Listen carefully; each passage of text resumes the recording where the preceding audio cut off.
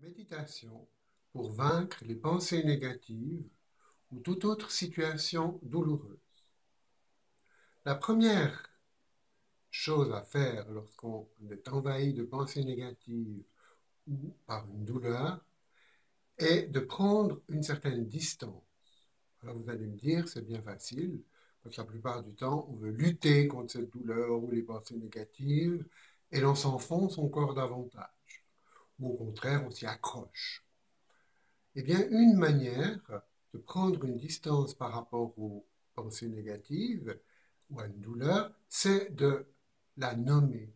Parce que dès le moment où vous la nommez, où vous lui parlez, comme faisait par exemple le poète Baudelaire, dans son poème Sois sage, ô ma douleur, ou comme le faisait par exemple René Daumal, le philosophe et poète, qui observait son angoisse lorsqu'il avait une crise d'angoisse et qui lui parlait. En nommant, tout simplement en observant et en nommant, en s'adressant à la situation négative ou à la douleur, d'une certaine façon, vous vous extrayez de la situation et vous prenez une distance. Vous vous désidentifiez de cette situation. Ça, c'est une première chose. Deuxième méthode, c'est tout simplement de savoir, de prendre conscience que tout passe. Comme disait le philosophe grec Héraclite, tout passe comme une rivière, rien ne demeure.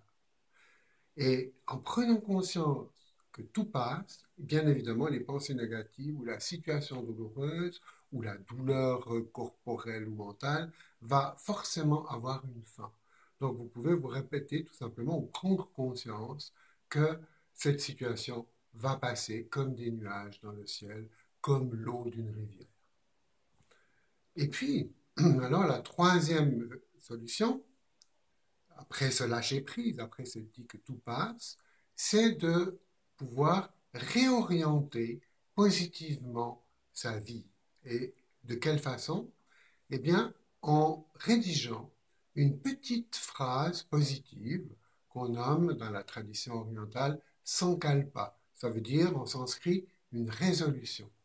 Par exemple, si vous manquez de confiance en vous, vous pouvez dire j'ai confiance en moi. Ou mieux, chaque jour, j'ai davantage confiance en moi. Pourquoi?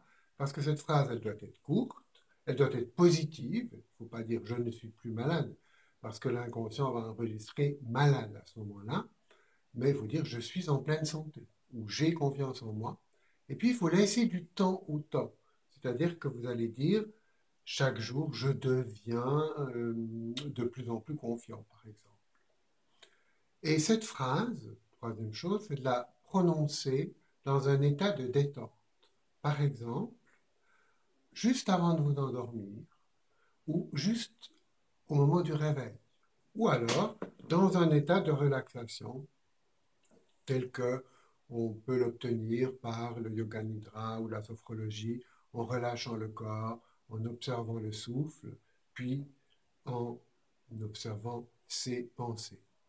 Vous répétez cette petite phrase plusieurs fois, en principe 3 fois, au moment de la relaxation la plus complète, en y associant, si possible, un paysage mental, en vous inscrivant dans la scène que vous décrivez.